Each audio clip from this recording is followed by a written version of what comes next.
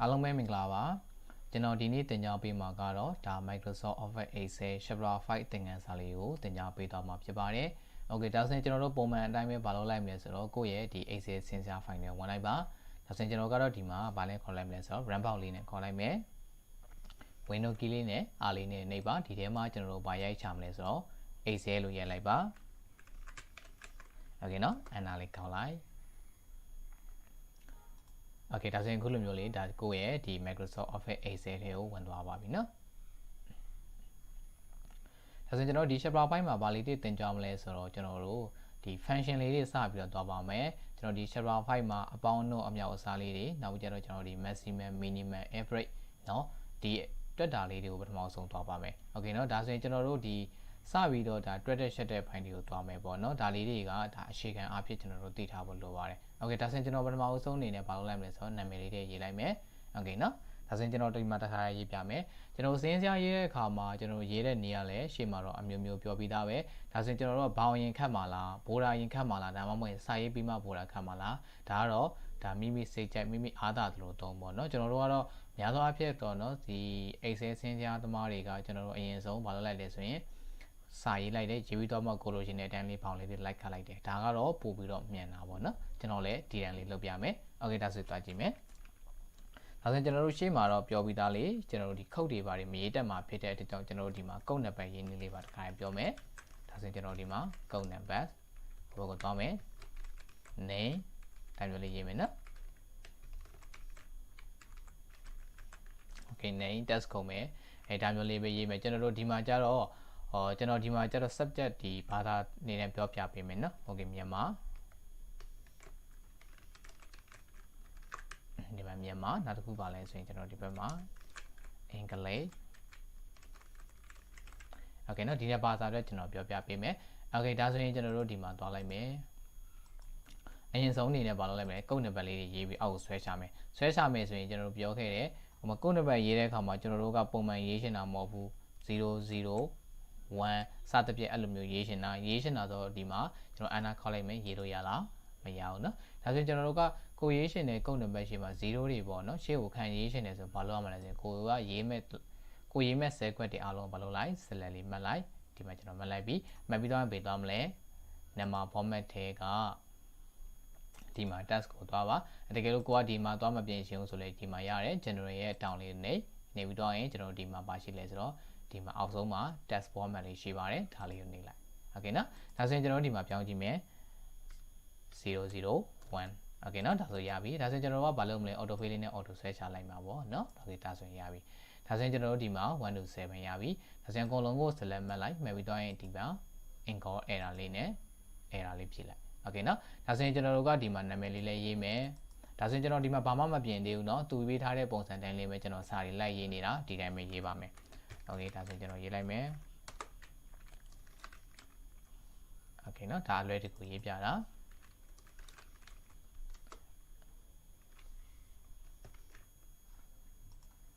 ဒီမှာเนาะ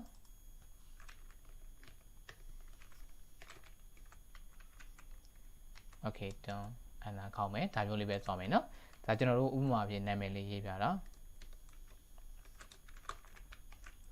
grade ရှိမယ်စသဖြင့်ပေါ်တာကိုကြိုက်တဲ့နာမည်လေးတွေရေးလိုက်ပါเนาะ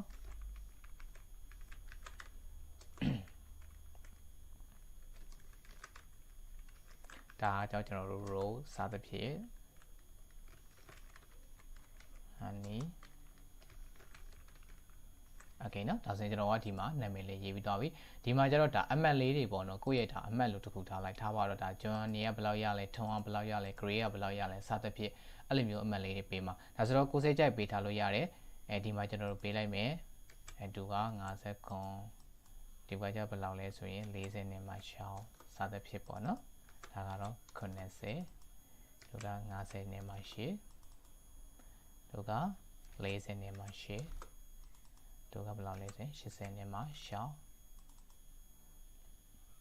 သူက50နဲ့မှကောင်း Okay เนาะဒါမျိုးလေးပေးလိုက်ပြီဒီဘက်မှာလည်းအဲ့လိုမျိုးပဲကျွန်တော်တို့ပေးလို့ရတယ်ဒါကိုယ်စိတ်ကြိုက်ပေးလိုက်เนาะဒီမှာကျွန်တော်ကတော့ဒီမှာမြန်မြန်လေးပေးလိုက်မယ်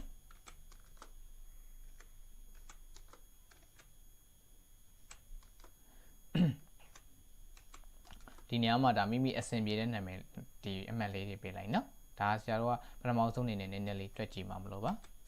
ါနောက်ကြရင်ကျွန်တော် exercise တွေတစ်ခါလေးလိုက်လုပ်မယ်နော်โอเคဒါဆိုရင်ဒီမှာကြည့်မယ်ဒါဆိုရင်ကျွန်တော်တို့ဒီမှာ save ခွက်လေးပါလုပ်ပြီးသွားပြီလေဒီမှာရိုက်ပြီးသွားရင်အားလုံးကို select မှတ်လိုက်မယ်မှတ်ပြီးသွားရင်ကိုပြင်ချင်တဲ့ပုံစံတိုင်းပြင်ပါမယ်ဒီနားမှာဘာနဲ့ရေးမလဲဆိုတော့ကျွန်တော်တို့ tiny roman နဲ့ရေးမယ်ဒီနားမှာဘာရေးမလဲ font size က14နဲ့ပဲရေးမယ်ဆို14ပေါ့နော်ကျွန်တော်ကဒီမှာတော့16နဲ့ရေးပြမယ်ဘာလို့လဲဆိုတော့မြင်တောင်အောင်လို့ပါနော်ဒါမိမိကတော့ကိုရုံမှတုံးတာဆိုတော့ကိုအဆင်ပြေရတဲ့တုံးနော်โอเคဒါဆိုရင်ဆရာတို့ဒီမှာဒါလေးမြင်တောင်နဲ့ရှင်းလိုက်မယ်โอเคဒါပြီးတိုင်းအားလုံးကိုပို့လိုက်မယ်โอเคနော်ပို့လိုက်ပြီဒါပြီးတိုင်းကျွန်တော်တို့ဒီမှာအလဲဆန်တာလေးယူလိုက်မယ်ပြီးတော့ရင်ပို့တိုင်းတောင်းသွားပါဘာလုပ်လိုက်မလဲ opera လေးပေးလိုက်မယ်ပေါင်ခတ်လိုက်ပြီနော်ဒါဆိုရင်ရပြီဒါဆိုရင်ကျွန်တော်တို့ကအောက်ကကျတော့ font size ကလေးနည်းနည်းသေးရှင်နေဒါဆိုရင် select မလိုက်โอเคသေးလိုက်ပြီနော်ရမလားဒါပြီနော်ဒါဆိုရင်ကျွန်တော်တို့ဒီမှာ column တွေ row တွေကတော့ဒါကိုစိတ်ကြိုက်ဘာလုပ်မလဲပြင်ပြီးတော့သုံးမယ်နော်โอเคဒါဆိုရင်ကိုကဒီမှာပထမဆုံးဒီ header လေးတွေကိုဘာလုပ်လိုက်မလဲအရောင်လေးတစ်မျိုးပြောင်းလိုက်မယ် down နေမယ်ကိုစိတ်ကြိုက်အရောင်လေးပြောင်းပါနော်โอเคဆရာဒီအောင်လေးပြောင်းလိုက်မယ်ဒါဆိုပြောင်းပြီးသွားပြီဒါဆိုရင်ကုန်းတဲ့ဘက်တွေရပြီကျွန်တော်တို့ဒီမှာတွက်ကြည့်မှာကအရင်ဆုံးပေါ့နော်ကျွန်တော်ဒီမှာတွက်ပေးမှာကဘာတွေတွက်ပေးမလဲဆိုတော့ total တွေ average တွေ minimum တွေ maximum တွေဒါရဲ့အကြောင်းလေးပြောမယ်ဒါလေးတွေကိုကျွန်တော်ပထမဆုံးရေးထားလိုက်မယ်နော်โอเคဒီမှာရေးကြည့်မယ်အရင်ဆုံးကတော့ဒီမှာ total လေးရေးလိုက်မယ်ဒီမှာနောက်တစ်ခုကကျတော့ maximum လေးရေးမယ်အဲ့နော်ဒါဆိုရင် maximum နောက်တစ်ခုကဘာလဲဆိုရင် minimum okay ဒီမှာတစ်ခုကြံခဲ့ပြီ minimum နောက်တစ်ခုဘာလဲဆိုရင် average ပေါ့နော်ဒါလေးတွေတွက်ကြည့်မယ် okay ဒါဆိုရင် ana လေးကောက်လိုက်ရပြီနော်ဒါဆိုရင်ကျွန်တော်တို့ဒီမှာရပြီ okay အဲ့ဒီခါမှာကျွန်တော်တို့ကဘာလုပ်မလဲဆိုတော့ဒီမှာ minimum တွေပေါ့နော်ဒီမှာ maximum တွေ minimum total တွေလိုချင်တာကဒီဘက်ကပဲလိုချင်တာโอเคเนาะအဲ့ဒီအခါမှာကျွန်တော်ဒီမှာဘာဖြစ်နေကြလဲဆိုတော့ဒီ name တွေကတစ်ခွက်ကြီးပုံနေရဲဒါကြောင့်ဘာလုပ်လိုက်မလဲသူတို့ကို10ခွက်တွေပေါင်းလိုက်မယ် select မှာ10ပြောင်းပါ select မှာ10ပေါင်းပါဒီလိုလေးပေါင်းသွားရုံပဲเนาะโอเคဒါလေးပေါင်းလိုက်ပြီโอเคရပြီเนาะဒါဆိုရင်အားလုံးကိုဘာလုပ်လိုက်မလဲ select မှတ်ပြီးသွားရင်ကျွန်တော်တို့ opera ပေးလိုက်ဒါဆိုရပြီโอเคเนาะဒါဆိုရင်ကျွန်တော်တို့ဒီဘက်ကဒါလေးတွေကိုရှာကြည့်မယ်โอเคဒါဆိုရင်ကျွန်တော်တို့ဒီမှာ total တွေ maximum တွေ minimum တွေ average တွေမရှာခင်မှာကျွန်တော်တို့ဒီမှာအပေါင်းအနှုတ်ဒီအမြောက်အစားလေးကိုအရင်ပြောကြည့်အောင်เนาะဒါဆိုရင်ကျွန်တော်တို့ပေါင်းကြည့်မယ်ဒါဆိုရင်ဥပမာဒီမှာပေါင်းတာကတော့အားလုံးလည်းသိမယ်လို့ထင်တယ်ဒီမေတာလေးနဲ့အရင်ဆုံးဆရာပေါင်းပြမယ်ဒါဆိုရင်ကိုကဒီမှာမြန်မာအမှတ်တွေအကုန်လုံးပေါင်းပါမယ်เนาะအားလုံးဒီမှာဆိုဘယ်လောက်ရလဲပေါ့စသဖြင့်ဒါပေါင်းကြည့်မှာโอเคเนาะဒါဆိုရင် तू ကမြန်မာအမှတ်တွေဘယ်လောက်ရလဲဒါဆိုရင်ပေါင်းမယ်ဒါဆိုရင်ကျွန်တော်တို့အားလုံးပေါင်းလို့ねသူတို့အကုန်လုံးပေါင်းလက်ပေါ့เนาะဒီထားပါတော့သူတို့အားလုံးရဲ့ဗျမ်းများဆိုရင်အမှတ်ပေါင်းဘယ်လောက်ရလဲဒါဆိုပေါင်းကြည့်မယ်โอเคဒါဆိုရင်ကျွန်တော်တို့ကဒီဘက်မှာဘာလုပ်မလဲအားလုံးကို select မှတ်လိုက်မှတ်ပြီးတော့ဘာလုပ်မလဲပေါင်းမှာဖြစ်တဲ့အတွက်ကြောင့် auto sign တောင်းအောင်သွားပါသွားပြီးတဲ့ဒီမှာ sum ပေါင်းလို့ရတယ်ဒီမဲ့နော်ဒါလေးပေါင်းလို့ရပြီโอเคအဲ့လိုမျိုးပဲကိုကဒီမှာတို့ရဲ့အားလုံးရဲ့အင်္ဂလိပ်ကိုပေါင်းချင်တယ်ဆိုရင်အားလုံးကို select မှတ် auto sign တောင်းအောင်သွား sum လေးကိုနေရပြီနော်ဒါမျိုးလေးပေါင်းမယ်ရမလားโอเคရမယ်နော်ဒါဆိုရင်ပုံမှန်အဖြစ်ဆိုတော့ကျွန်တော်တို့ကဒီလိုမျိုးပေါင်းလို့ရမှာမဟုတ်ဘူးဘာလို့မလဲဆိုဥပမာ Johnny ဆိုရင် Johnny ရဲ့အမှတ်လေးကိုဒီဘက်မှာပေါင်းအောင်ပါโอเคနော်အဲ့ဒါဆိုတော့ကျွန်တော်ကဒီမှာတော့ total ကိုဒီနားမှာမထားဘဲနဲ့ဒီဘက်မှာထားလိုက်မယ်โอเคဒါဆိုရင်ဒီ total ဆိုတဲ့ row လေးကိုဖြတ်လိုက်မယ် right click လေးနေလိုက်ဘာလုပ်မလဲ delete โอเคနော်ဒါဆိုရင်ဒီဘက်မှာတစ်ကြောင်းခေါ်မယ်ဒါဆိုရင်ဒီဘက်မှာ total အဲ့နာလေးခေါ်လိုက်ရပြီနော်ဒါဆိုရင်ကျွန်တော်တို့ဒီဘက်က format တွေကိုမပြောင်းရှင်းဘူးဘာလုပ်မလဲ format ပိတ်နာလေးသုံးပြီးတော့ဆွဲလိုက်ပါမယ်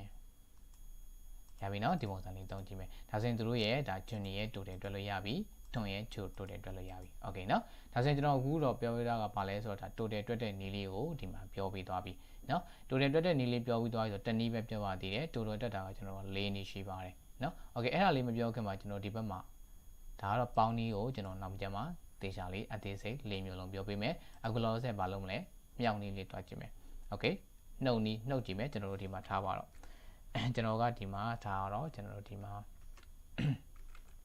ကျွန်တော်မှာ400ရှိတယ်ဒါဆိုရင်ဒီဘက်ကကျတော့ဘယ်လောက်ရှိမလဲဆိုရင်ဒီမှာ340နဲ့မှ5ရှိမယ်ဒါဆိုရင်ကိုကဒီမှာလိုရှင်တာပေါ့နော်နှုတ်ရှင်နဲ့နှုတ်မှာဆိုရင်ဘယ်လိုမျိုးနှုတ်ရလဲဆိုရင်ကျွန်တော်တို့ဒီဘက်မှာညှိမြခြင်းပေးသွားနှုတ်မလဲဆိုရင်ကျွန်တော်တို့ဒီဘက်ကကိုနှုတ်ရှင်တဲ့နေရာစနှုတ်မယ်နော်โอเคဒီမှာကိုကဘာနှုတ်ရှင်တာလဲဒီ400ထဲကနေပြီးတော့345နှုတ်မှာလားဒါမှမဟုတ်ရင်345ထဲကနေ400နှုတ်မှာလားကိုကြိုက်တာနှုတ်မယ်ကျွန်တော်ကဒီမှာဘေးထဲကနှုတ်ပြမယ်ဆိုတော့ဒီ400ထဲက340နဲ့မှ9ကိုနှုတ်ပြမယ်ဒါဆိုရင် ဒါလေးကိုတစ်ချက်နေလိုက်တဲ့အခါမှာသူကဘာလို့ပြောလဲ h1 ဘာလို့ h1 လို့ပြောလဲဆိုရင်ဒီမှာ a column နဲ့ row 1နဲ့စုံတဲ့နေရာမလို့โอเคเนาะဒီထဲကနေနှုံမယ်ဟို keyboard ကဒီမှာအနှုတ်လက္ခဏာလေးပါတယ်လောက်ပါမယ်ဘာလို့လဲ3အောင်လဲ55ဒါမျိုးလေးနှုံမယ်ရပြီเนาะโอเคအဲ့လိုမျိုးပဲကိုကနှုတ်တဲ့အခါမှာလဲဒီနောက်မှာပဲလိုချင်တာမဟုတ်ဘူးဒီအောက်မှာလိုချင်တာရတယ်ကိုလိုချင်တဲ့10ခွက်မှာဆက်လက်နေညီမြခြင်းဘာလို့လဲဒီမှာကျတော့ကျွန်တော်ကပေတရားနှုတ်လိုက်မယ်ဆို345ထဲကနေပြီးတော့နှုတ်မယ်ဘယ်လောက်လဲမလဲ55နှုတ်လိုက်မယ်အနာခေါက်လိုက်မရဘူးလားရတယ်နော်ဒါကတော့ကျွန်တော်တို့နှုတ်တဲ့နည်းလေးပြောတာဒါဆိုရင်နောက်တစ်ခုကကျတော့ဒါပြင်အနှုတ်ပြီးတော့ကျွန်တော်ဒီအမြောက်အစားလေးတွားကြည့်မယ်မြောက်ကြည့်မယ်အခုနဟာလေးကိုပေါ့နော်ဒါဆိုရင်ကျွန်တော်တို့ဒီမှာရှိတဲ့ပမာဏလေးကိုမြောက်ကြည့်လိုက်မယ်ဒါဆိုရင်ဒီမှာကျွန်တော်တို့မှာ400ရှိရယ်345ရှိရယ်55ရှိတယ်ဒါဆိုရင်ဒီမှာချင်းကျွန်တော်တို့ဒီမှာ55ကိုဘယ်လောက်နဲ့မြောက်လဲ345ကို55နဲ့မြောက်ကြည့်မယ်ဒါကြောင့်345အမြောက်လက္ခဏာလေးကကျွန်တော်တို့ keyboard မှာအခုလိုမျိုးပါလေးပေါ်တယ်ခရီးပွင့်လေးပါဒါကိုအမြောက်လက္ခဏာလို့ခေါ်တယ်ဒါဆိုရင် i1 နဲ့ဘာလို့မလဲမြောက်မယ် g1 နဲ့မြောက်မယ်အနာလေးခေါက်လိုက်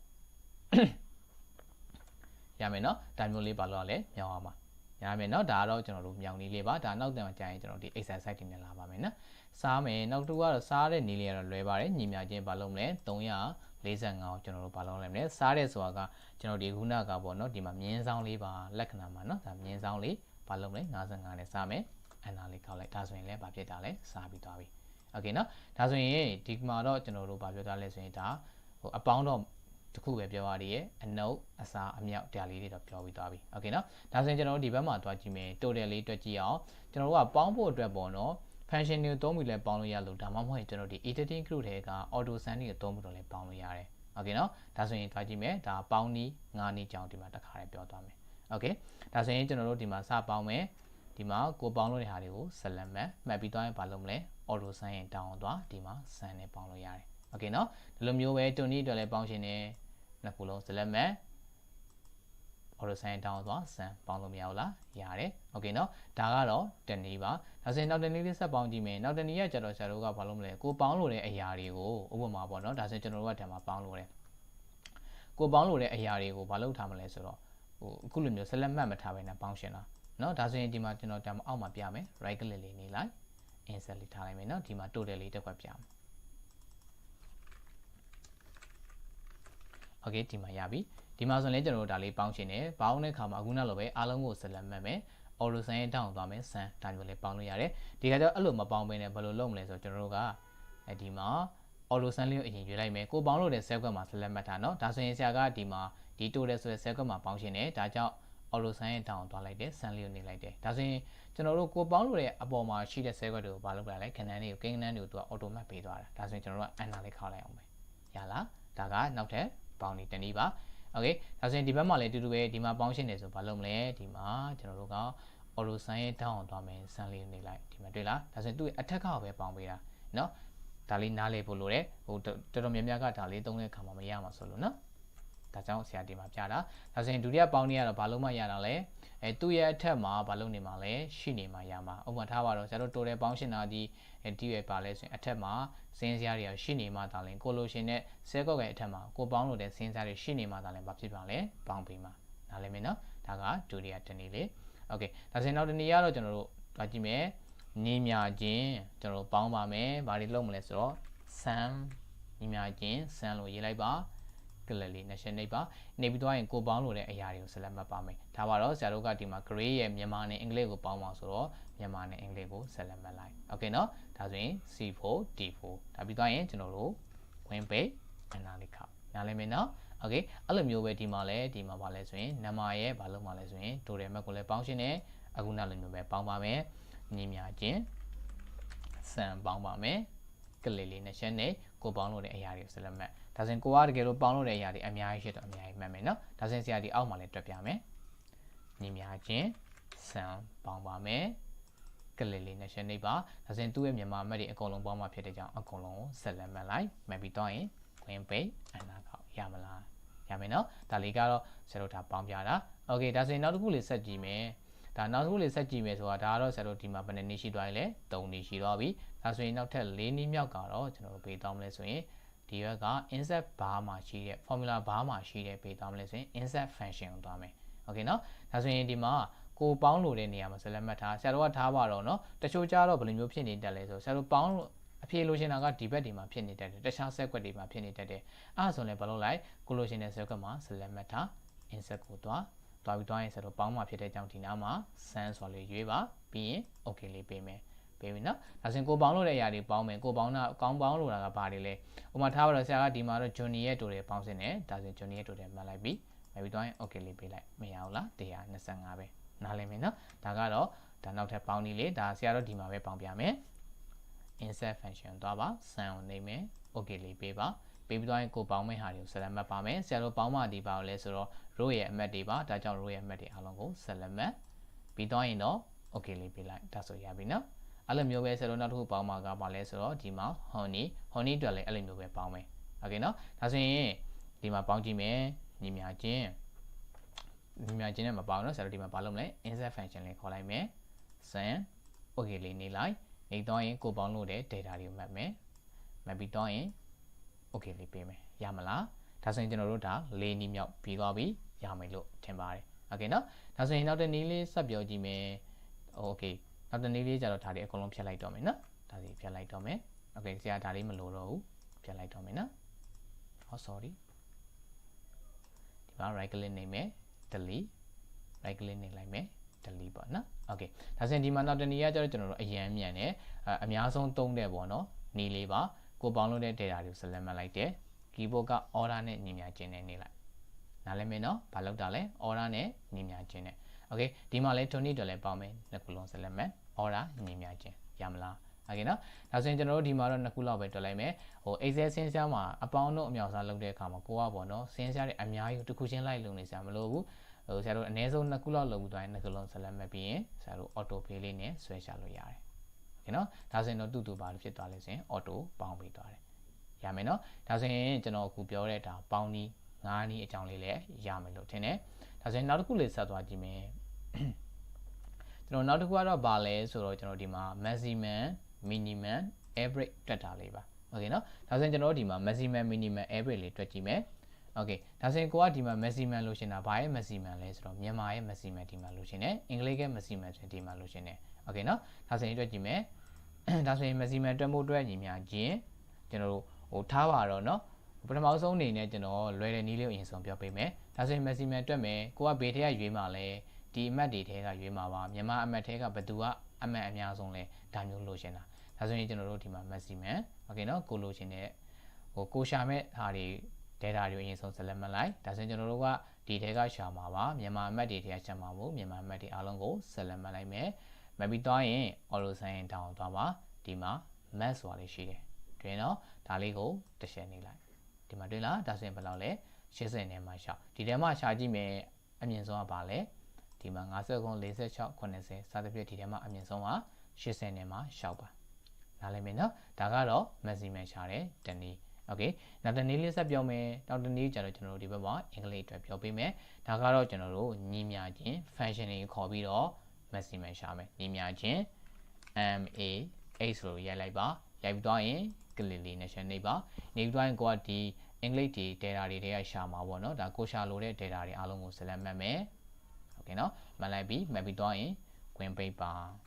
ပေးပြီးသွားရင်တော့ enter လေးခေါက်လိုက်ဒီမှာကျတော့ဘယ်လောက်လဲ90ထဲမှာ8ဟုတ်လားဒီမှာခြားကြည့်မယ်90ထဲမှာ8ဒီအမြင့်ဆုံးဖြစ်ပါတယ်နားလည်မယ်နော်ဒါဆိုရင်ဒီမှာတော့ဒါ2နည်းပြောသွားပြီနောက်တစ်နည်းလေးဆက်သွားကြည့်မယ်နောက်တစ်နည်းကတော့ကျွန်တော်တို့ဘေးမှာရှိလဲဆိုတော့ကျွန်တော်တို့ဒီဘက်က insert function မှာသွားမယ်ဟိုကိုတကယ်တွက်တဲ့ခါမှာနီးတဲ့အမျိုးမျိုးနဲ့မတွက်နဲ့နော်ကိုကတစ်နည်းထဲတော့တွက်အတွက်ဆရာတို့ကတော့ဘာလုပ်တာလဲဆိုတင်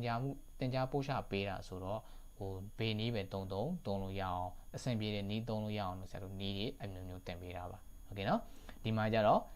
insert function ပါတော့သွားမယ်ဒီမှာ insert function ထဲမှာကိုကဘာလုပ်မှာလဲဒီမှာ maximum ရှာမှာပါဒါဆိုရင်ကျွန်တော်ဒီထဲမှာရှာမယ်ဒီဟာလေးကိုဆွဲပြီးရှာလို့ရတယ်နော်โอเคဒီမှာ max ဆိုတာလေးရှိတယ်ဒါလေးကို okay လေးပေးလိုက်ရပြီနော်ဒါဆိုရင်ဒီမှာကိုကရှာမဲဟာတွေကို select မှတ်ပေးရမယ်ဥပမာထားပါတော့ဆရာတို့ကဒီ total တွေကရှာမှာဆို total တွေကို select မှတ်အင်္ဂလိပ်တွေကရှာမယ်ဆိုရင်အင်္ဂလိပ်ကို select မှတ်ဒါဆိုရင်ဆရာတို့က total တွေရှာမှာဖြစ်တဲ့ကြောင့် total အားလုံး select မှတ်လိုက်ပြီး okay လေးပေးလိုက်မယ်ဒါဆိုရင်ဒီထဲမှာဘယ်လောက်ကအများဆုံးလဲဆိုတော့146ဒီဒါအမြင့်ဆုံးသူ့ရဲ့အမှတ်ပဲ total အမှတ်ပဲနားလည်မယ်နော် okay ဒါဆိုရင်ဆရာဒီဟာလေးကိုဒါပြန်တွက်ပြမယ် insert function math okay လေးပေးလိုက်ပေးပြီးသွားရင်ဆရာတို့ဒီမှာကျတော့ဗေဒရရှာမှာလဲအင်္ဂလိပ်ကအမှတ်အမြင့်ဆုံးရှာမှာဖြစ်တဲ့ကြောင့်ဒီမှာအားလုံးကိုဆက်လက်မှတ်လိုက်ပြီးရင် okay လေးပေးလိုက်ရလားနားလည်မယ်နော်ဒါဆိုရင်ဒါလည်း maximum တွက်ဒီ minimum တွေလည်းထိုနည်း၎င်းပါပဲ3နည်းတွက်လို့ရတယ်ဒါဆိုရင်အခုနောက်လိုပဲတွက်ကြည့်မယ်နော်ဒါဆိုရင်ဆရာတို့ရှာမှာက DR တွေထဲကရှာမှာပါကိုရှာလို့တဲ့ data တွေကိုဆက်လက်မှတ် auto sign down သွား minimum မရအောင်လားရတယ်နော် okay ဒါလေးကတနည်းနောက်တနည်းကတော့နေများချင်း minimum ဖြစ်တဲ့အကြောင်းဆရာတို့ဒီမှာ min လို့ရိုက်လိုက်ပြီးတော့ရင်ခုလိုမျိုး function လေးကြားလိုက်ရင် double click နေပြီးတော့ရင်ဟိုကိုရှာလို့တဲ့ data တွေအားလုံးကိုဆက်လက်မှတ်ပါဆရာတို့ကဒီမှာအင်္ဂလိပ်ထဲကရှာမှာဖြစ်တဲ့အတွက်ကြောင့်အင်္ဂလိပ်ကိုဆက်လက်မှတ်လိုက်ဝင်ပေးမယ်အနာလေးခောက်လိုက် okay နော်နောက်တနည်းကတော့ကျွန်တော်တို့ဒီ insert function တွားမယ်ကိုဒီမှာကျတော့ maximum မဟုတ်တော့ဘူးလေနော် minimum ရှာမှာဖြစ်တဲ့ကြောင့်ဒီမှာ minimum လို့ရွေး okay နော်ပြီးတော့ရင် okay လေးနေလိုက်ဒါဆိုရင်ကျွန်တော်တို့ဒီမှာဘာလုပ်မလဲကိုရှာမယ်အရာတဲတာတွေအားလုံးဆက်လက်မှတ်တဲ့အခါမှာဒီဘက်က minimum တွေပါလို့မရအောင်နော်ကိုရှာမှာကဥပမာထားပါတော့ကျွန်တော်တို့ဒီမှာစင်ပေးလဲစင် E2 ကနေ E8 ပဲရှာမှာစင် E2 ကနေ E8 ပဲမှတ်ပါ okay နော်ပြီးရင် okay လေးပေးရလားနားလည်မယ်နော် okay ဒါဆိုရင်နောက်တစ်ခုကဘာလဲဆိုတော့ average ပါ average လေထုံနေ၎င်းပဲ3နေတွက်လို့ရတယ်ပုံမှန်အဖြစ်ကိုကရှာမဲ့ဟာအားလုံးကို average ရှာမဲ့ data တွေအားလုံးဆက်လက်မှတ်လိုက်မှတ်ပြီးတော့ရင် auto sign down သွား average ဆိုလေးရှိတယ်တွေ့လား okay နော်ရပြီဒီလိုမျိုးပဲကျွန်တော်ဒီဘက်မှာလည်းအင်္ဂလိပ်မှာလည်းအဲ့လိုမျိုးပဲရှာပါမယ်ရှာလို့ရတယ်အဲ့တိုင်းလေးနော်ဒါဆိုရင်ကျွန်တော်ကတော့3နည်းလုံးရှာပြမယ်မြင်များချင်း AVER လို့ရလိုက်နော်အမေ average ဆိုပြီးကြားလာတယ်တပည့်ကလေးလေးနှိပ်ပါဒါဆိုရင်ကိုရှာမဲ့ average တွေ data တွေအားလုံးကိုဆက်လက်မှတ်ပြီးတော့ရင် queen page အနာကောက် okay ဒါဆိုရင်ဒီမှာတော့ဒါသူတို့ရဲ့ average လေးရတာ okay နော်ဒါဆိုရင် average မှာတခုပြောစရာလေးရှိတယ် average မှာလူတော်များများထင်ကြတယ်ဒီထဲမှာလည်းတခုမှမပါဘူးဘယ်လိုမျိုး average ကိုပြောတာလဲเนาะ average ဆိုတာထားပါတော့เนาะဥပမာဟိုလူ3ယောက်ကိုထားပါတော့ကျွန်တော်လူ4ယောက်ကိုမှအားလုံး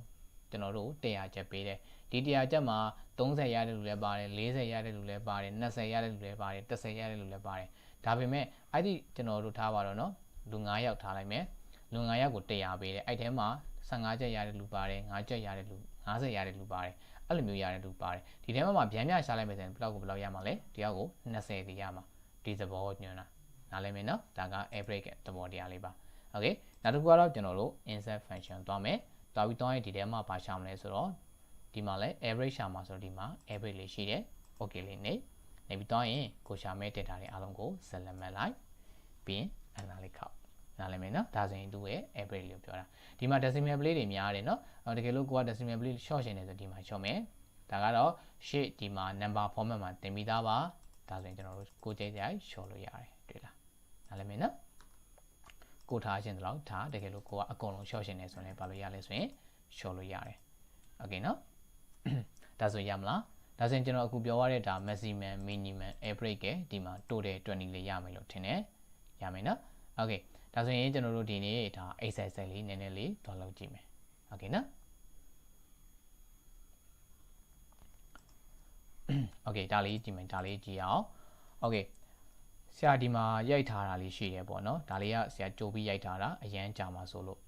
ဒီမှာရှေ့မှာလဲကျွန်တော်ဒီမှာခုတ်နံပါတ်တွေရိုက်ခိုင်းထားတယ်ဟုတ်ကဲ့နော်ကျွန်တော်အခုတင်မယ် exercise 1နဲ့2ကိုဘာလုပ်ပေးရမလဲဆိုရင်ကျွန်တော်တို့ဒီလေ့လာပြီးရင်ကျွန်တော်တို့ဒါလေးကို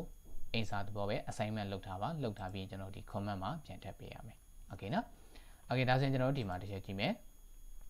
ဒါဆိုရင်ကျွန်တော်ဒီမှာ number 1လေးကိုဘာလုပ်ထားလဲဆိုရင်ကုတ်လေးတွေနဲ့ရိုက်ထားတယ်ရိုက်တဲ့အခါမှာဒီမှာ format လေးတစ်ချက်နဲ့ကြည့်မယ်ဆရာထောက်ထားတယ်နော်ဟုတ်မှကြည့်မယ် number format မှာပါတယ်လေ text format ဝင်သွားတယ်အဲ့လိုမျိုးလေးဖြစ်နေမှတော့လည်းအခုလိုရေးလို့ရမှာပါဒါကတော့ကိုရေးပါ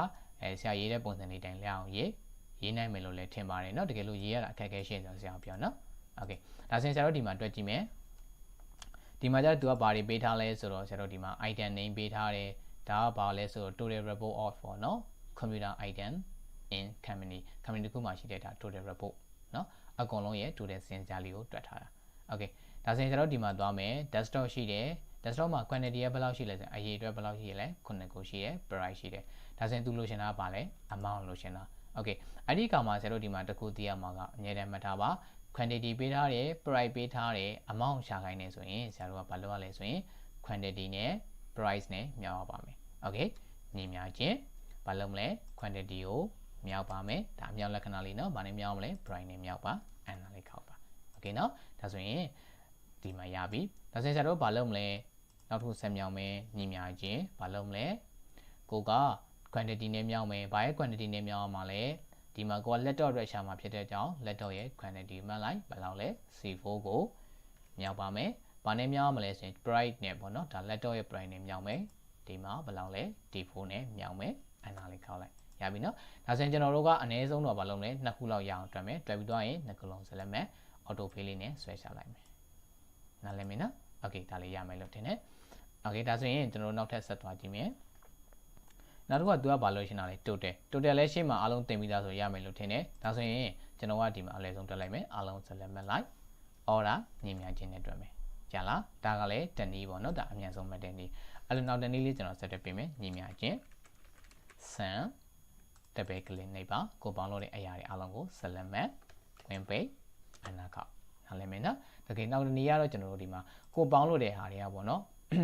ကိုအဖြေလို့ရှင်တဲ့ set ကွက်ကအထက်မှာ data တွေရှိတယ်ဆိုရင်လွယ်တူကူပေါင်းလို့ရရလေဘာနဲ့ပေါင်းမလဲ auto sum တောင်းသွားဘာလုပ်မလဲဒီမှာ sum function လေးနေလိုက်ရင်သူ auto ပတ်ပြီးသွားပြီဒါဆိုရင်အနာလေးခောက်လိုက်ရမယ်နော်ဒါဆိုရင်ဒါကတော့ဘာလို့ရလဲဆိုရင်ဒါ total ပြောတာ minimum တွေလည်းအဲ့လိုပါပဲကျွန်တော်ရှေ့မှာပြောခဲ့တဲ့နည်းလေးတိုင်းပဲဘာလုပ်မလဲတွက်ကြည့်ပါတွက်ပြီးသွားရင်ဆရာတို့ကိုဒီမှာဟို set ဒီမှာ comment မှာပြန်ပြီးတော့ထပ်ပေးရမယ်โอเคနော်ဒါဆိုရင်ဒီမှာဆရာအမြန်လေးတွက်ပေးမယ် auto sum တောင်းသွားပါဒီမှာကျွန်တော် maximum တွက်မယ်ဆိုရင် maximum တွေ့လားဒီမှာလဲလိုပဲအားလုံးကို select မှတ်တဲ့အခါမှာဒီမှာဆရာပြမယ်နော်ဒီမှာ total တွေပါနေလို့မရဘူးကိုတွက်မှာကပါလဲဆိုရင်ဒီမှာဒီຢာဒီထဲကပဲဈေးနှုန်းအနှိမ့်အမြင့်ဘယ်သူကအမြင့်ဆုံးလဲဘယ်သူကအနှိမ့်ဆုံးလဲဆိုတော့ရှာတာโอเคအဲ့ခါမှာဒီ total ကြီးပါလို့မရအောင်နော် select မှတ်တဲ့အခါမှာ total ပါရဲဆိုရင်ကိုဟာတွေမားပါလိမ့်မယ်နားလည်မယ်နော်โอเคဒါဆိုရင်ဒီမှာအားလုံး select မှတ်လိုက်မယ် auto sum တောင်းသွားဘာလုပ်မလဲဒီမှာဘာရှာမှာလဲ maximum ပဲ maximum နိုင်မယ်โอเคရမလားโอเคနော်ဒါဆိုရင်ကျန်တာလေးတွေကိုလည်းဘာလုပ်ကြည့်မလဲတွက်ကြည့်ပါမယ်ရမယ်လို့ထင်တယ်နော်ဒါအရင်လွယ်ပါတယ်တွက်နည်းလဲဆရာတို့ပြောထားတာက3နည်းတောင်ရှိတယ်ဆိုကိုကြိုက်တဲ့နည်းနဲ့သုံးလို့ရတယ်ဒါဆိုရင်ဆရာဒီမှာပြမယ်နော်โอเคဒီမှာအောက်ကဟာလေးနဲ့တွက်ပြမယ်ညီမြချင်းညီမနဲ့တွက်မယ်တပည့်ကလေးနဲ့ဒီမှာကိုပေါင်းကိုရှာမဲဟာတွေပေါ့နော် minimum ကိုကဘေးထဲရှာမှာလဲဒီ quantity ထဲရှာမှာလေဒီ item တွေနေထဲကရှာမှာဖြစ်တဲ့အားလုံးကို select မှတ်မယ်အဲ့မှာ total ပါဝိုင်းမရအောင်နော်ဒီမှာတတိထားပါကျွန်တော်တို့မှတ်မှာဒီ C3 to C9 ပဲမှတ်မယ်ပြီးရင် win page အနာလေးခေါက်မယ်နားလည်လားဒီထဲမှာဆိုရင်ဒါအနှိမ်ဆုံးဒီဘယ်လောက်လဲဆိုရင်9ခုပါရမယ်နော်အဲ့လိုမျိုးပဲ average လည်းရှာပါမယ် average ကျတော့ကျွန်တော်တို့ကဒီမှာ function လေးခေါ်ပြီးရှာပြမယ် function average ဆို average နေမယ် okay ဒီထဲမှာကိုကဘာရှာမလဲဆိုတော့ average ရှာမှာပါ average ရှာမှာဆိုဒီမှာ quantity အားလုံးကိုရ select မဲ့ရပြီနော်ပြီးရင် okay လေးနေလိုက်ရမလားဒါ average ဆိုရင်တစ်ခုကိုဘယ်လောက်ရမလဲဆိုရင်17ခုလောက်ရတယ်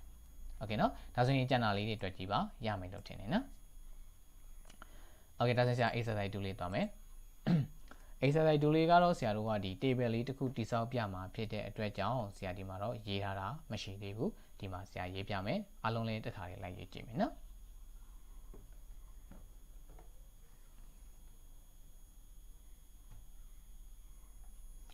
โอเคဒီမှာကျွန်တော်တို့ဒီမှာမြန်မြန်လေးရေးကြည့်လိုက်ပါမယ်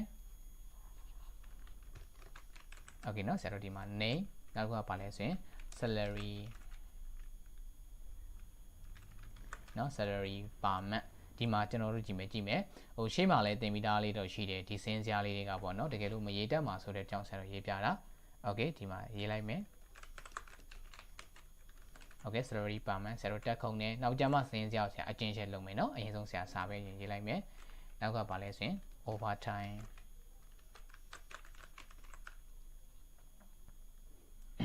ဆိုတော့ဒီမှာ overtime တွေမထည့်သေးပဲနဲ့ဆိုတော့ဒီမှာပုံမှန်အဖြစ်ဟိုဒီတိုင်းလေးပဲည overtime လေးတော့ထည့်လိုက်မယ်နော်ဒီမှာဒါလေးခေါင်းလိုက်မယ်နောက်ကပါလဲဆိုရင် travelation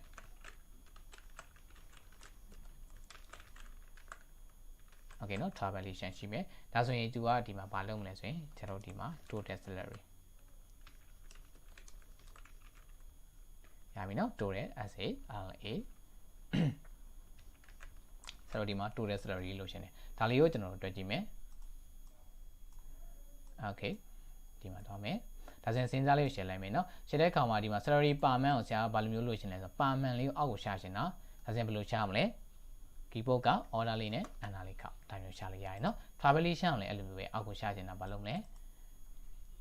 order feeder enter လေးခောက်မယ် နားလည်မယ်နော်ဒါမျိုးလေးဘာလို့ရမလဲရှာပေးရမယ်โอเคဒါဆိုရင်ကျွန်တော်တို့ဒီမှာရှာလိုက်ပြီโอเคဒီမှာ name လေးရိုက်ကြည့်မယ်ဆရာတို့ဒီမှာဟိုကြာမှာဆိုတဲ့ကြောင်ဒီမှာ name 1လို့ပဲရေးလိုက်တော့မယ်နော်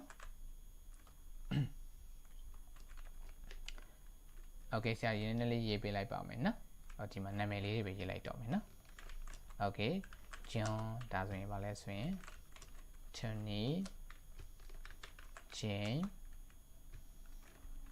Hori ရပြီเนาะဒါလေးရေးလိုက်မယ်ရေးတိုင်းဆိုတော့ဒီမှာပါမန်လေးတစ်လမှာသူဘယ်လောက်ရလဲသူရဲ့လစာကိုရေးခိုင်းတာဥပမာထားပါတော့သူဒီ4သိန်းရ400ရတယ်ဒေါ်လာ400ပေါ့เนาะသူကကျတော့ဘယ်လောက်ရလဲဆိုရင်300နဲ့မှ50အဲ350ရတယ်เนาะโอเคသူကလည်းအဲ့လိုပဲဘယ်လောက်ရလဲဆိုရင်200နဲ့မှ200နဲ့မှ80ရတယ်โอเคသူကတော့ဘယ်လောက်ရလဲဆိုရင်300နဲ့မှ60ရတယ်ဒါပြီเนาะဒါလေးတွေဒေါ်လာဆိုင်လေးတက်မှာဆိုဘယ်လိုတက်ရလဲဆရာတို့ဟိုဘက်မှာဆိုင်လေးထားမယ်โอเคเนาะဒါတွေကိုဆရာတို့နောက်မှပြင်ပါမယ်အဲ overtime ဆင်းတဲ့အတွက်တူရတဲ့ဒါပတ်စံလေးကိုဆရာတို့ဒီမှာလေးပြောပေးမယ် over နော်ဒါ overtime ဆင်းလို့တူရတာဘယ်လောက်ရလဲဆိုရင်သူက$15ရတယ်သူကဘယ်လောက်ရလဲဆိုရင်$20ရတယ်သူက$45ရတယ်သူကတော့$36ရတယ်โอเคเนาะဒါဆိုရင် travelation အောင်တော့ပြောမယ် travelation လည်းအဲ့လိုပဲကိုကခရီးသွားလို့ကိုဒီကိုလုပ်ငန်းကပေးတဲ့ပိုက်ဆံပေါ့เนาะဒါဆိုရင်သူက$10ရတယ်သူကတော့$14ရတယ်သူက$16ရတယ်စသဖြင့်ပေါ့နော်သူကတော့ဒါ$20ရတယ်โอเคဒါလေးရပြီဒါဆိုရင်ကျွန်တော်တို့ဒီမှာ duration ကဘာလဲဆိုရင် total salary ကိုလိုချင်တာโอเคဒါဆိုရင်အားလုံးကို select မှတ်လိုက်မှတ်ပြီးတော့ရင်ဟောဒီမှာ border ရဲ့ထောင်သွားဘာလုပ်မလဲ off border လေးပေးလိုက်ပေးပြီးတော့ရင်ဒီနောက်မှာဒီမှာ font ပြင်မယ်နော်ဒါကိုယ်စိတ်ကြိုက်ပြင်လို့လည်းရတယ်မပြင်လဲကိုရေးရှင်တဲ့ font သုံးပေါ့နော်ဒါဆိုရင်ဆရာတို့ဒီမှာအားလုံးကိုအလိမ်မှာထားလိုက်မယ် off border အားလုံးပေးမယ် font size ကို16လောက်ထားမယ်ဒါဆိုရင်ကိုယ့်ရဲ့ table လေးကိုစိတ်ကြိုက်ပြန်ပြီးတော့ပြင်ပါမယ်။ Okay ဆရာတို့ဒီမှာပြင်ထားတယ်။ဒါဆိုရင်ဆရာကဒီအောက်ကဟာလေးတွေကြတော့ font size နည်းနည်းသေးရှင်နေ select လိုက်14လောက်ပဲထားလိုက်မယ်။ Okay နော်။ဒါဆိုရင်ဒီမှာဆရာထားအောင် select မယ်။မှတ်ပြီးတော့ရင် color လေးပြောင်းပါမယ်။ဒါတော့ကိုယ်စိတ်ကြိုက်လေးပြောင်းပါမယ်နော်။ Okay ဆရာဒါလေးပြောင်းလိုက်မယ်။ဒါဆိုရပြီ။ Okay ဒီပုံစံလေးရပြီဆိုရင်ဆရာတို့ဒီမှာတွက်ကြည့်ပါမယ်။ဒါကတော့အရင်လွယ်ပါတယ်နော်။ဒါလေးဟိုဆရာတို့မရေးတတ်မှာဆိုတဲ့အတွက်ကြောင့်ဒါလောက်ခိုင်းထားတာเนาะโอเคဒါဆိုရင်ဒီမှာဘာလုပ်မလဲနည်းများချင်းဒါအပေါင်းတို့အတွက်ဆရာတို့သင်ခန်းစာတစ်ခုဖြစ်နေဆရာတို့ထုတ်ပေးထားတာပါโอเคဒါဆိုရင်ဆရာတို့လူချင်တာကဘာလဲဆိုရင် total salary ဒါဆိုရင်ဘာလုပ်မလဲโอเคဆရာတို့ဒီမှာမပြင်ခင်မှာဘာလုပ်ထားမလဲသူတို့ရဲ့ပုံစံတွေပြောင်းထားမယ်လीเนาะဆရာတို့ဒေါ်လာဆိုင်းတွေတက်ထားမယ်โอเค format ပြောင်းထားမယ်ဒေါ်လာဆိုင်းလေးရေးလိုက်မယ်အလုံးကိုဘယ်လောက်ထားလိုက်မလဲdecimal place 2နေရာစီယူထားလိုက်မယ်โอเคเนาะဒါဆိုရင်ဆရာတို့ဒီမှာညီမြချင်းဘာလုပ်မလဲဆိုတော့ဆရာတို့ကစပြီးတွက်ပါမယ် salary per month ဆိုတာတစ်လမှာကိုရတဲ့ဝင်ငွေဒါကိုရဲ့ဝင်ငွေပဲโอเคเนาะကိုပုံမှန်ရရမှာဝင်ငွေဒါဆိုတော့ဒါလေးနဲ့ဆရာတို့ကဒါကိုရတဲ့ဝင်ငွေโอเคဒါဆိုရင်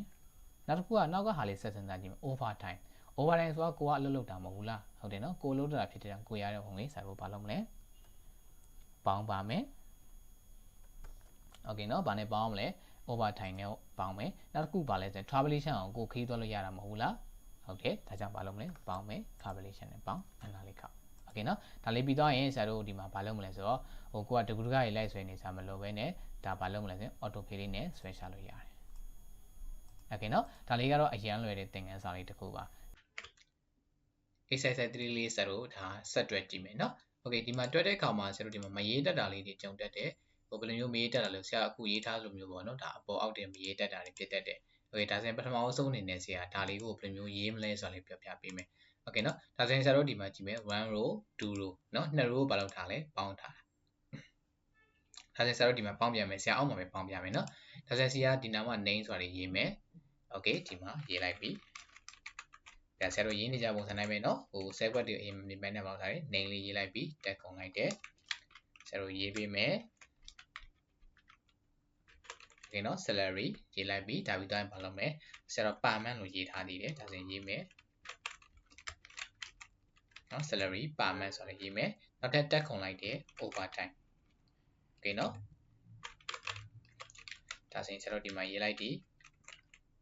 ဒီမှာ overtime ရေးလိုက်ပြီဒါဆိုရင်ဆရာတို့အောက်ကဟာလေးမရေးနဲ့ဘူးเนาะအောက်ကဟာလေးမရေးနဲ့ဒါဆိုရင်တကယ်လို့ရေးခဲ့မယ်ဆိုရင်ဆရာတို့ overtime အောက်မှာဘယ်လောက်ရှိရလဲနှစ်ခွက်ရှိတယ်ရေးကြည့်မယ်ဆရာတို့ဒီမှာhour ရှိမယ်နောက်ဆက်ဆရာတို့တက်ခုံနဲ့အဲ့အောက်မှာဘာရှိဦးမှာလဲ rate ရှိမယ် okay เนาะဆိုတော့ဒီမှာ rate ရေးလိုက်ပြီနောက်ထပ် test ကုန်မယ်ဆိုတော့ဒီပေါ်မှာပဲပြန်ရေးရမယ်เนาะအဲ့ဒါကျတော့ဘာဖြစ်သွားပြီလဲဆိုတော့ပုံမှန်အဖြစ် test ပြန်ဖြစ်သွားပြီဟုတ်မယ် travelation ရေးမယ် okay เนาะ travelation ရေးလိုက်မယ်အဲ့မှာလဲ anna copy ရေးထားတယ်เนาะသူအပေါ်အောင်ရေးထားတာဒါတွေကိုဆရာတို့မပြင်သေးဘူးနောက်ကျမှပြင်မယ် tag ခုံလိုက်မယ်အဲ travel လေးပဲရှိနေသေးတယ်เนาะဆရာတို့ဒီမှာဆက်ရေးလိုက်ပါမယ် okay ဒီမှာ later เนาะဒါဆိုရင်ဘာလုပ်လာလဲဒါနောက်ကျတဲ့အရှင်လေးရေးထားတာအဲ့ဒီအောက်မှာလဲဘာလုပ်လဲ hour နဲ့ဘာနဲ့ရှိလဲ hour လဲရှိသလို oh sorry ဆရာတို့ကဒီ list အောက်မှာရေးမယ်เนาะ list အောက်မှာ hour ရှိတယ်နောက်တစ်ခုဘာလဲဆိုရင် rate ရှိတယ် okay ဒါဆိုရင်ဆရာတို့လိုချင်တာပါလဲ total salary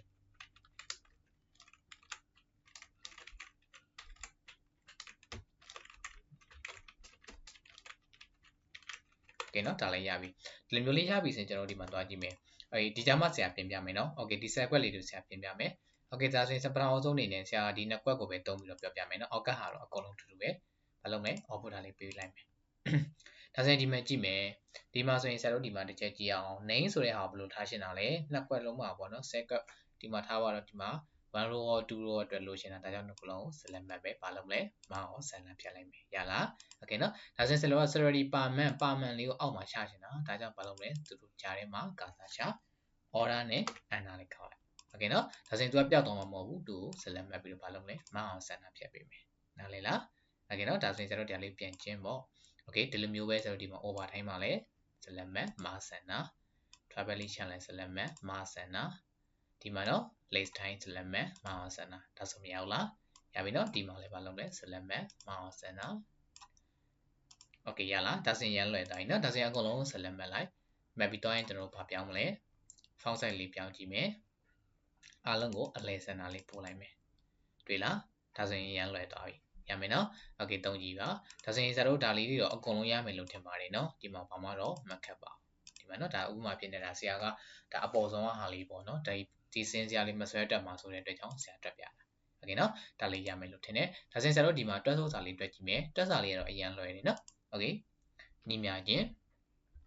ဆရာတို့ဒီမှာမတွက်ခင်မှာစဉ်းစားရမှာတခုတယ်เนาะကိုက salary တက်မှာဖြစ်တဲ့ကြောင့်ကိုဘက်ကပေးလဲရတာဆိုရင်ဘာလုပ်မလဲနှုတ်မယ်လုပ်ငန်းဘက်ကကိုကရတာဆိုရင်ဘာလုပ်မလဲပေါင်းမယ်ဒါလေးပဲเนาะ okay ဒါဆိုရင်ကြည့်မယ်ဒါဆိုရင်ဆရာတို့ကဒီမှာကြည့်မယ် salary per month မောင်မောင်ရဲ့တစ်လမှာရရတယ်ဘာလဲဆိုရင်ပုံမှန်ဝင်ငွေကဘယ်လောက်ရှိလဲဆိုရင်2သိန်းရှိတယ်ဒါကြောင့်ဒီမှာ salary လေးမှတ်လိုက်တယ်ဘယ်လောက်လဲ B3 okay เนาะဒါဆိုရင် तू က overtime ဆင်းတာတော့ရတယ်ဒါပေမဲ့ဘယ်လောက်လဲဆိုရင်4နာရီဆင်းတယ် rate ကဘယ်လောက်ရလဲဆိုရင်1နာရီကို300ဒါဆိုရင်ဆရာတို့ဘာလုပ်ပေးရမှာလဲ hour နဲ့ rate နဲ့မြောက်ပေးရမှာ okay เนาะဘာလို့လဲဆိုတော့ तू က1နာရီမှဘယ်လောက်ပဲရလဲ300ပဲရတာဒါပေမဲ့ तू လုပ်တာ4နာရီเนาะဒါဆိုရင် तू ပို့ပြီးတော့လုပ်တဲ့လုပ်ငန်းပေါ်မှာမူပြီးဘာရောက်မှာလဲကိုကပတ်စံရမှာဒါဆိုရင်ဆရာတို့ဘာလုပ်မလဲဒီမှာမြောက်မဲ့ဟာပေါင်းပေးရမှာเนาะ overtime ဆိုတော့ကိုရတာဖြစ်တဲ့ကြောင့်ဘာလုပ်မလဲအပေါင်းပေါင်းပါမယ်ဒါဆိုရင် तू ဘယ်နှစ်နာရီဆင်းတာလဲ4နာရီဆင်းတာ1နာရီကိုဘယ်လောက်ပေးမှာလဲ300အဲဆိုတော့4နာရီကိုဆိုတော့300နဲ့မြောက်ပါမယ် okay နောက်တစ်ခုကဘာလဲဆိုရင်ကိုကအပေါင်းတို့ကိုဆက်ပြီးမရေးခင်မှာနောက်ကကိုဆက်တွဲမဲ့ဟာလေးစဉ်းစားကြည့်မယ်ဒါဆိုဆရာတို့က test ဆိုတာအခွန်ဆိုတာကိုကပေးရတာနောက်ကိုကလုပ်ငန်းကိုပေးရတာနောက်ဝင်အစိုးရကိုပေးရတာဒါဆိုတော့ဘာလုပ်မှာလဲကိုစီကနှုတ်သွားတဲ့ပတ်စံဒါကြောင့်ဘာလုပ်မလဲနှုတ်မယ်ရပြီနော်ဒါဆိုရင် test ကိုနှုတ်ပဲအခု test ဆိုတော့ travelation ဆိုတာကိုခီးသွားလို့လုပ်ငန်းကိုပေးတဲ့ပတ်စံဒါဆိုတော့ဘာလုပ်မလဲကိုကရတာပေါင်းမယ်โอเคနော်နောက်တစ်ခုပါလဲဆိုရင် late time ကနောက်ကျောက်လို့ကိုစီကဖြတ်တဲ့ပတ်စံနော်ဘယ်လောက်ဖြတ်လဲဆိုရင်တနာရီကိုဒီမှာ200ဖြတ်တယ်ဒါဆိုရင်နောက်ကျလို့ဖြတ်တဲ့ပတ်စံဆိုတော့နှုတ်မယ်ဘာလုပ်မလဲ hour နဲ့ဘာလို့မြောက်မလဲ rate နဲ့မြောက်ပြီးတော့နှုတ်ပေးရမယ်โอเคနော်ဒါလေးပြီးတော့ရင်ဆက်လို့ဒီမှာဘာလုပ်မလဲဆိုရင်အနာလေးခေါင်းလိုက်ပါဒါဆိုရင်တော့သူ့ရဲ့လစာကြီးဘယ်လောက်ရလဲဆိုရင်ဒီမှာ2သိန်းခွဲထဲမှာ9000ထဲမှာ900ရမယ်โอเคနော်အဲ့လိုမျိုးလေးရမယ်နားလည်မလားနားလည်မယ်နော်ဒါကတော့ကျွန်တော်ဘာမှမခက်ဘူးဒီပုံစံလေးပဲဆက်တွက်မယ်အောက်ကလည်းအလိုပဲညီမြချင်းဘာလုပ်မလဲဒီမှာပေါင်းမယ်နော်စောစောတက်တွက်မှာဖြစ်တဲ့ကြောင့်စောစောရဲ့လစာကို select မယ်ကျွန်တော်ဘာလုပ်မလဲဒီမှာ overtime ဖြစ်တဲ့ကြောင့်ပေါင်းမယ် rate နဲ့ hour နဲ့ဘာလုပ်ပေးရတာလဲမြောက်ပေးရတာတနာရီမှာဘယ်လောက်ပေးရလဲ300ပေးတာဖြစ်တဲ့ကြောင့်6နာရီဆိုရင်ဘယ်လောက်ရမလဲဒါမျိုးမြောက်ပေးတာနော် okay ဒါဆိုရင်နောက်တစ်ခုကဘာလဲဆိုရင် test ဆိုတော့ကိုကဘာလုပ်ရတာလဲလုပ်ငန်းဘက်ကိုပေးရတာဒါမှမဟုတ်အစိုးရဘက်ကိုပေးရတာနှုတ်မယ်ခုံလေးနှုတ်လိုက်ဒီမှာ travelation ဆိုတော့ကိုကဟိုခီးသွားတဲ့အတွက်ကြောင့်လုပ်ငန်းကိုပေးတဲ့ပတ်စံဒါဆိုရင်ပေါင်းမယ်ရ ပြီเนาะဒါဆိုရင်နောက်ကဘာ list time နောက်ကြလို့လုပ်ငန်းကကိုယ်စီရဖြစ်တဲ့ပတ်စံဒါဆိုရင်တော့ဘာလုပ်မလဲနှုတ်မယ် okay เนาะနှုတ်လိုက်ပြီဘာနဲ့နှုတ်မလဲဆိုရင်ဒီမှာ range နဲ့ hour နဲ့ဘာလုပ်ပေးရမှာလဲရောက်ပေးရမယ် okay เนาะအပြီးတိုင်း enter လေးခေါက်လိုက်ရမလား okay เนาะဒါဆိုရင်ဒီခုလောက်တက်ပြီးတိုင်းဆိုတော့ဘာလုပ်လိုက်မလဲအားလုံးကို select မယ်သူရဲ့ auto fill လေးနဲ့ down ကနေဆွဲချလိုက်ပါရမယ်เนาะ okay ဒါဆိုရင်ဆရာအခုပြောတဲ့ကျွန်တော်တို့ဒီ exercise လေးတွေကိုဘာလုပ်ပေးမလဲဆိုရင်ဆရာဒီ comment မှာဒါလေးတွေကို assignment ပုံစံမျိုးလှုပ်ထားပါလှုပ်ထားပြီးဆိုတော့ comment မှာထပ်ပေးပါ okay ရမယ်เนาะ